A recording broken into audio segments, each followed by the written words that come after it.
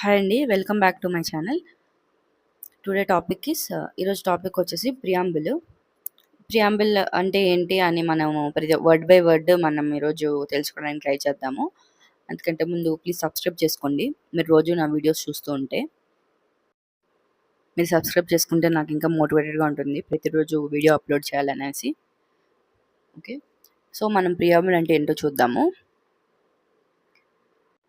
Preamble అనేది మన కాన్స్టిట్యూషన్కి introductory part లాంటిది. ప్రియాంబుల్ అనేది మనము జవహర్లాల్ నెహ్రూ గారి ఆబ్జెక్టివ్ రిజల్యూషన్ నుంచి తీసుకోబడింది. సో నేను ఇప్పుడు ప్రియాంబుల్ అనేది రాస్తాను. We the people of India having solemnly resolve to constitute India into a sovereign, socialist, secular, democratic republic and to secure to all its citizens justice, social, economic, political, liberty of thought, expression, belief, faith and worship,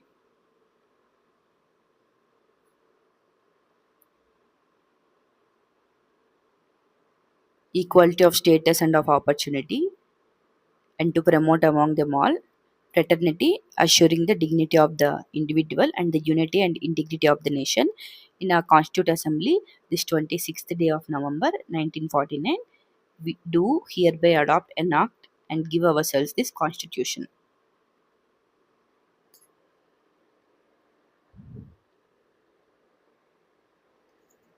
okay, so we the people of India అంటే the Constitution అనేది మొదలయ్యేది we the people of India అని మొదలవుతుంది. అంటే authority అనేది కాన్స్టిట్యూషన్లో పీపుల్తో ఉంది, ప్రజలతోనే authority ఉంది అనేది అర్థం. అంటే కాన్స్టిట్యూషన్ మనకి ఏ రాజు ఇవ్వలేదు, ఇంకా పార్లమెంట్ ఇవ్వలేదు, ఇంకా రిప్రజెంటేటివ్స్ను తీసుకోలేదు. ఇదంతా మనం పీపుల్ అనేది ఈ కాన్స్టిట్యూషన్ యాక్సెప్ట్ చేస్తున్నాం అనేసి అర్థం దీనికి. నెక్స్ట్ హ్యావింగ్ సాలమ్లీ రిజాల్వ్డ్ అంటే it means people of India consciously అంటే కాన్షియస్గా వాళ్ళు నిర్ణయం తీసుకొని కాన్స్టిట్యూషన్ అడాప్ట్ చేసుకున్నారు అని అర్థం. Next to constitute India into మనము ఈ రాజ్యాంగాన్ని మనం ఎలా రూపొందిస్తామంటే sovereign, socialist, secular, democratic, republic అనమాట. సో ఈ 5 వర్డ్స్ అనేది మన ఇండియన్ స్టేట్ యొక్క నేచర్ని మనకి ఎక్స్ప్లెయిన్ చేస్తుంది. So nature of the Indian state. Okay, మన నేచర్ ఏంటి? Sovereign, social, secular, democratic and republic. Okay,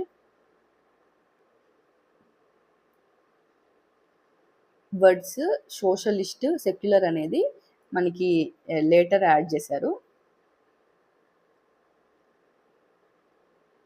ఎమర్జెన్సీలో ఇందిరాగాంధీ గారు ఉన్నప్పుడు.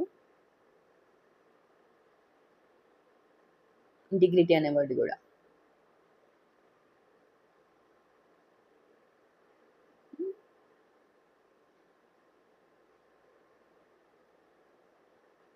నెక్స్ట్ మనం ఒకటి చూద్దాము. సోవరెన్ అంటే ఇండియా అనేది ఇంటర్నల్గా, ఎక్స్టర్నల్గా ఇండిపెండెంట్. అంటే మనకి ఏ ఫారిన్ కంట్రీ కూడా మీరు ఇది చేయండి, అది చేయండి అని మనకు చెప్పరనమాట.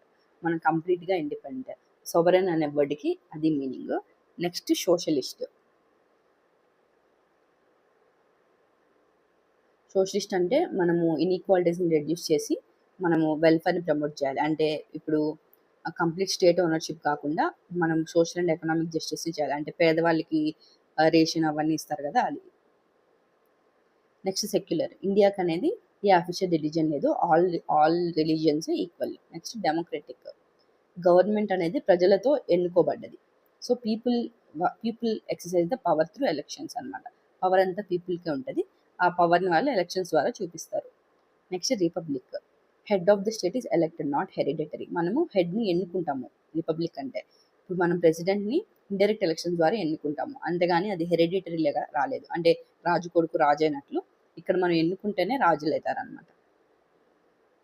This is only possible through democracy. Next fourth, to secure all its citizens. Next మన objective, the Constitution aims to secure certain values.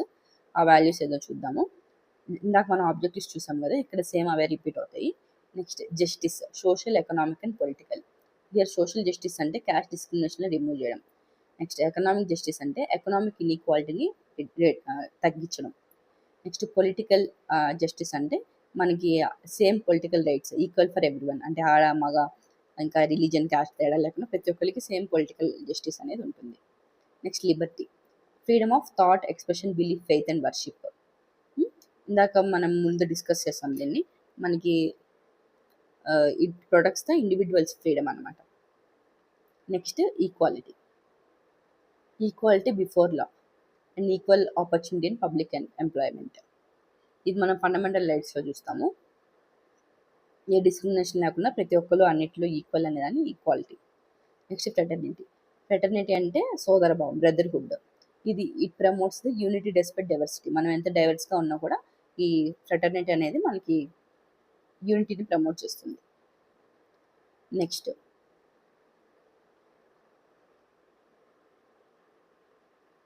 Fifth one, dignity of the individual.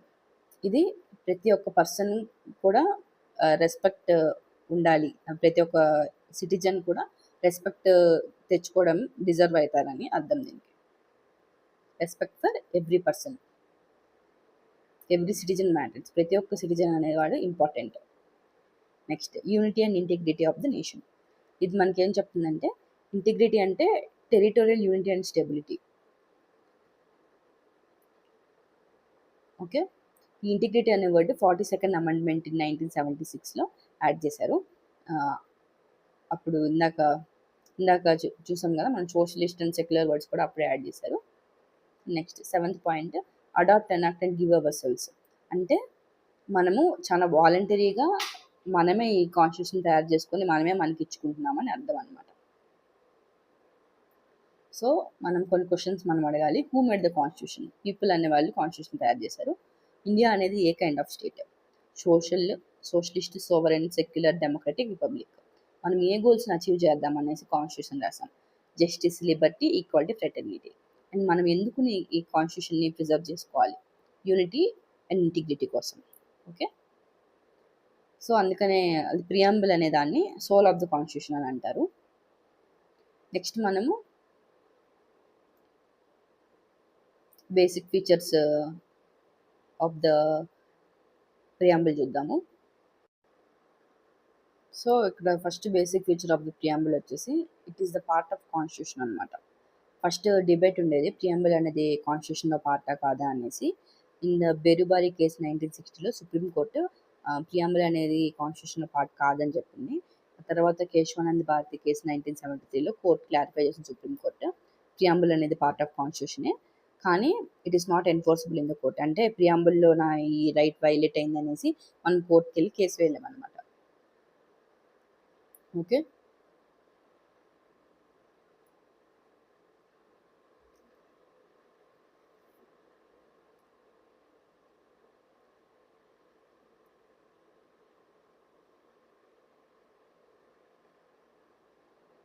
Next feature source of authority. Source of authority ఎవరి దగ్గర ఉందండి? వి the people, మన దగ్గరే మన authority ఉంది. So the ultimate authority of the constitution comes from the people. Parliament నుంచి కాదు, king నుంచి కాదు, ఏ ఫారెన్ పవర్ నుంచి కాదు. Next third, philosophy of the constitution. Preamble అనేది ideals and philosophy of the constitution makers. మన కాన్స్టిట్యూషన్ మేకర్స్ ఏ ఏ గోల్స్ పెట్టుకొని దీన్ని తయారు చేస్తారనేది మనకి ఈ ప్రియాంబుల్లో తెలుస్తుంది అనమాట. నెక్స్ట్ ఫోర్త్ది non justiciable. The preamble cannot be directly enforced in the court. మనం ఇందాక చెప్పినట్లు మనము we cannot file a case that our preamble rights are violated. Okay, next మనం ప్రియాంబుల్ని అమెండ్ చేయొచ్చా చేయకూడదా అనేది చూద్దాము. నెక్స్ట్ టాపిక్ ఇదే క్లాస్లో. Okay, amendability of the preamble. So ఇది అనేది డైరెక్ట్గా మనకి ఆర్టికల్ 368కి ఇంకా కేశవానంద్ భారతి కేసుకి అండ్ బేసిక్ స్ట్రక్చర్ డాక్ట్రిన్కి కనెక్ట్ అయి ఉంటుంది. ఆర్టికల్ 368 ఏంటంటే పార్లమెంటు మన కాన్స్టిట్యూషన్లో లాస్ని అమెండ్ చేయొచ్చు అనేది. ఇప్పుడు ఫస్ట్ వచ్చేసి మనం బేరుబారి కేసుని చూద్దాము. సో బేరుబారి కేసు 1960లో సుప్రీంకోర్టు ఏం చెప్పింది? ప్రియాంబుల్ అనేది మన కాన్స్టిట్యూషన్లో పార్ట్ కాదని చెప్పింది. ఇది ఓన్లీ ఇంట్రడక్టరీ స్టేట్మెంటే అని చెప్పింది అనమాట. ఇంట్రడక్టరీ స్టేట్మెంట్ కాబట్టి మనం దీన్ని ఇండిపెండెంట్‌గా అమెండ్ చేయలేము అని చెప్పింది. So, in the second part వచ్చేసి కేశవానంద భారతి కేస్ 1973లో 13 జడ్జిమెంట్స్ ఈ ఇష్యూని రీకన్సిడర్ చేసుకొని ప్రియంబుల్ అనేది కాన్స్టిట్యూషన్‌లో పార్టే. It can be amended under article 368 అని చెప్పింది. ఇంకా కానీ అమెండ్మెంట్ పవర్ అనేది అన్లిమిటెడ్ కాదు, లిమిటెడ్ అని అనింది. మీరు అమెండ్ చేయొచ్చు కానీ బేసిక్ స్ట్రక్చర్‌ని అమెండ్ చేయలేము అని చెప్పిందనమాట. So, it cannot alter or destroy its basic features. Example parliament వచ్చేసి ఏమేమి తీసేయలేదు అంటే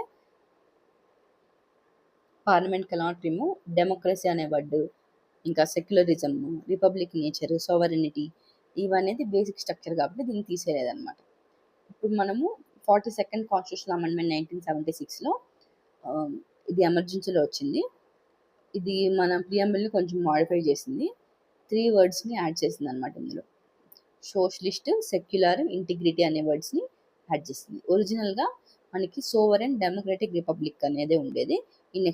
ఈ సోషలిస్ట్, సెక్యులర్, ఇంటిగ్రిటీ అనేది న్యూగా యాడ్ చేసిందనమాట. ఆఫ్టర్ అమెండ్మెంట్ మన ఇండియా వచ్చేసి sovereign, socialist, secular, democratic, republic అనేలాగా అయిందనమాట. So, this proves that preamble అనే దాన్ని మనం అమెండ్ చేయొచ్చు అనమాట. సో, అమెండ్మెంట్ అంటే మోడిఫికేషన్ మాత్రమే, కంప్లీట్ ఆల్టరేషన్ ఆఫ్ ఐడెంటిటీ కాదు. ఓకే.